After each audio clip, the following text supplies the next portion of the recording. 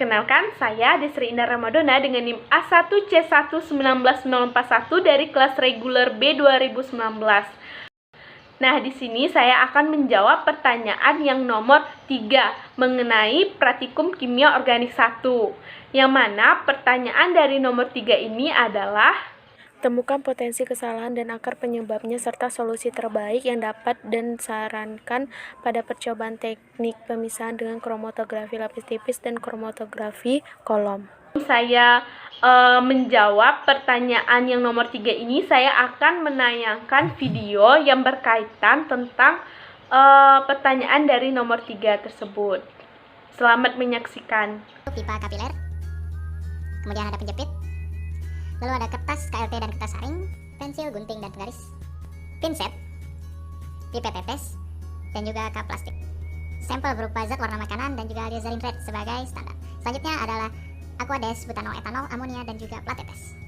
Kemudian dilakukan praktikum sesuai dengan cara kerja. Pertama, eluen dibuat dengan perbandingan 3:1:1. Lalu chamber KLT disiapkan, kemudian dimasukkan 3 ml butanol. Kemudian 1 ml etanol dan 1 ml amonia.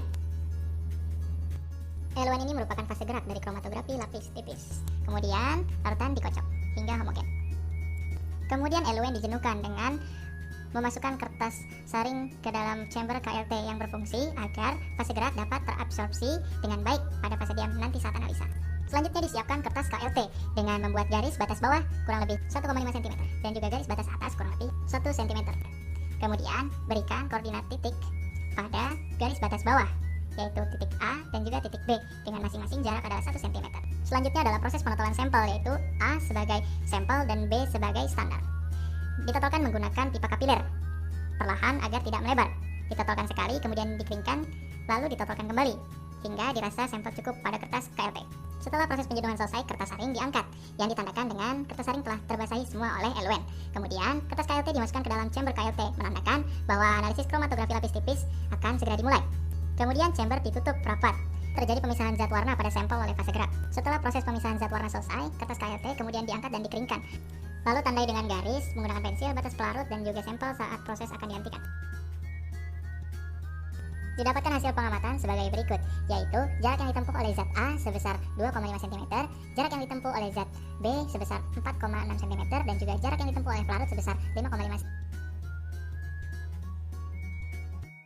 Baiklah, setelah kita menonton video mengenai pemisahan dengan cara kromatografi lapis tipis, ada beberapa kesalahan, ada beberapa potensi kesalahan yang terjadi pada video tersebut yang mengakibatkan fatal pada hasil akhir atau produk. Potensi kesalahan yang terjadi pada video tersebut hasil akhir dari pemisahan kromatografi lapis tipis, yaitu yang pertama, kesalahan yang terjadi adalah perhatikan harus memilah-milih fase gerak, fase diam, dan sampel yang akan digunakan pada kromatografi lapis tipis. Nah, jadi antara fase diam dan sampel itu tidak boleh memiliki sifat kepolaran yang sama. Misalnya, jika fase diamnya itu berbentuk bersifat polar, maka sampelnya itu harus bersifat non-polar. Nah, dan sebaliknya. Jadi, kalau misalnya fase diamnya bersifat polar dan fase geraknya bersifat polar juga, maka akan terjadi interaksi terikatnya larutan tersebut dan tidak bisa dapat dipisahkan antara senyawa yang ingin kita dipisahkan.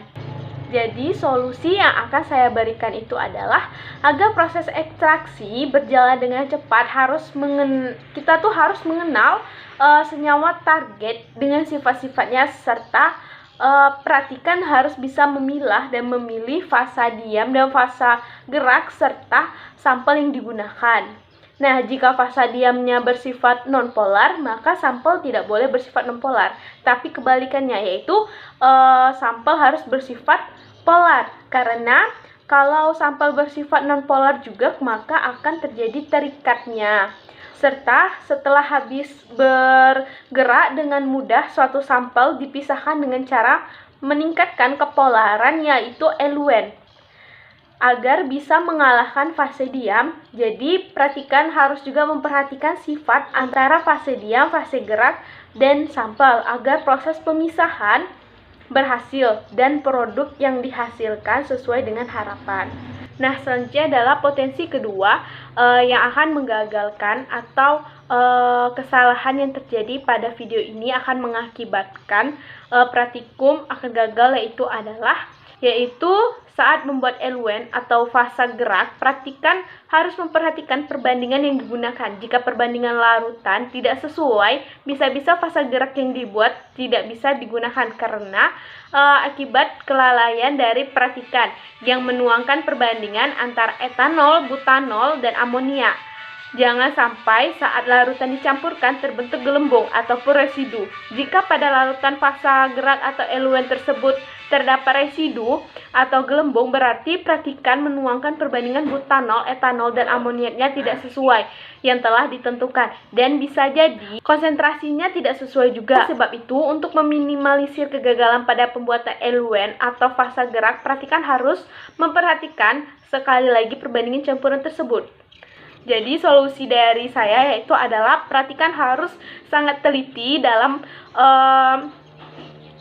memasukkan perbandingan antara fase gerak yang akan dibuat, karena jika dalam larutan fase gerak atau eluen itu terdapat gelembung ataupun residu, maka itu dianggap bahwa fase gerak atau eluennya tidak bisa digunakan karena adanya pengganggu yaitu residu dan gelembung yang membuat nanti hasil akhir dari pemisahan ini akan gagal. Nah, potensi kegagalan yang ketiga yang akan mengakibatkan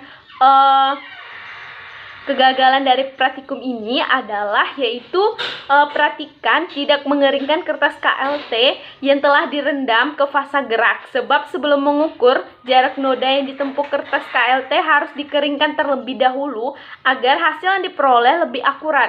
Perhatikan bisa menggunakan hair dryer ataupun kipas elektronik atau kipas manual untuk mengeringkan kertas KLT tersebut. Nah, serta kesalahan terakhir adalah perhatikan melihat noda yang ditempuh tidak menggunakan alat sinar UV. Jadi solusi saya yaitu adalah seharusnya pada praktikum ini harus menggunakan alat sinar UV ataupun menggunakan meletakkan hasil dari noda tersebut atau hasil dari perendaman plat KLT tersebut ke dalam ruangan gelap dan disinari dengan cahaya lampu ataupun cahaya senter pada handphone, atau dengan itu kita bisa melihat jarak noda.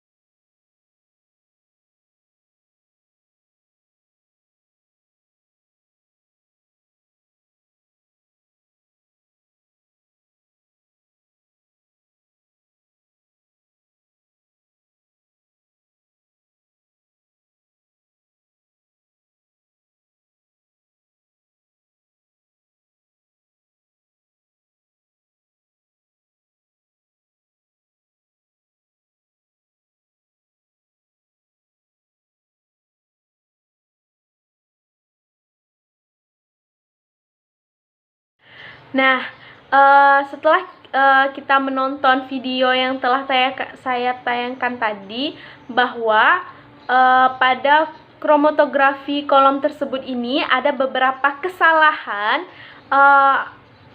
yang akan terjadi atau penyebab terjadi kegagalan dalam praktikum kromatografi kolom ini. Nah, yang pertama itu adalah kesalahannya tadi, perhatikan tidak menjenuhkan kolom tersebut terlebih dahulu. Nah, di mana tujuan dari dilakukan penjenuhan ini adalah agar tekanan uap pelarut sehingga saat proses pemisahan akan sama, sehingga pelarut akan naik dalam waktu yang bersamaan, sehingga hasil yang didapatkan akan lebih akurat. Nah, itulah kesalahan dari kesalahan pertama dari video tersebut. Jadi solusi yang saya berikan adalah seharusnya praktikum harus melakukan penjenuhan terhadap kolom terlebih dahulu, agar hasil yang didapatkan itu nantinya akan lebih akurat atau valid. Nah, kesalahan yang kedua yaitu adalah saat pembuatan bubur silika. Nah, di mana perhatikan seharusnya itu harus memperhatikan pembuatan bubur silika tersebut, karena jika terdapat gelembung pada saat pembuatan bubur silika, maka saat bubur silika dimasukkan ke kolom, nah kiranya bubur silika itu terdapat sebuah gelembung, nah maka membuat kolom tersebut pecah dan hasilnya tidak sesuai dengan yang diharapkan. Jadi solusi yang saya berikan adalah agar meminimalisirkan dari kesalahan ini, maka seharusnya perhatikan harus melihat lebih teliti pada saat pembuatan bubur silika, dan perhatikan itu harus melihat pembuatan bubur silika tersebut agar tidak terbentuknya gelembung, dan harus antara fase diam yaitu adalah silika, dan pelarutnya itu adalah fase gerak yang diberikan untuk pembuatan bubur silika itu harus sesuai dengan yang seharusnya, agar tidak terbentuknya gelembung pada pembuatan bubur silika.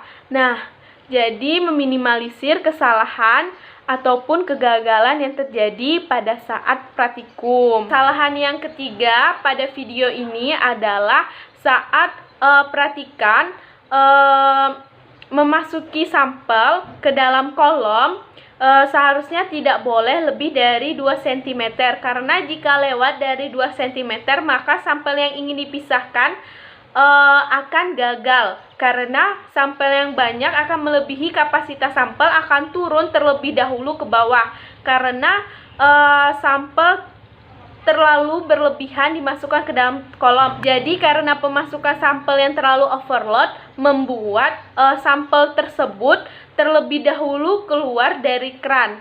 Nah, oleh sebab itu maka praktikum akan gagal, serta itu akan membuat praktikum ini gagal dan hasil yang diperoleh itu tidak sesuai yang diharapkan. Solusi yang saya berikan yaitu adalah perhatikan harus memastikan seberapa banyak sampel yang akan dimasukkan ke dalam kolom. Jadi perhatikan harus teliti di sini agar sampel yang dimasukkan itu hanya 2 cm, karena kalau lebih nanti hasil dari ekstraksinya itu akan gagal, karena sampel yang terlalu banyak jadi dia tuh akan menumpuk ke bawah langsung. Jadi yang keluar terlebih dahulu itu adalah sampel yang ingin kita pisahkan. Nah, jadi seharusnya itu adalah yang dulu keluar itu adalah fase diamnya.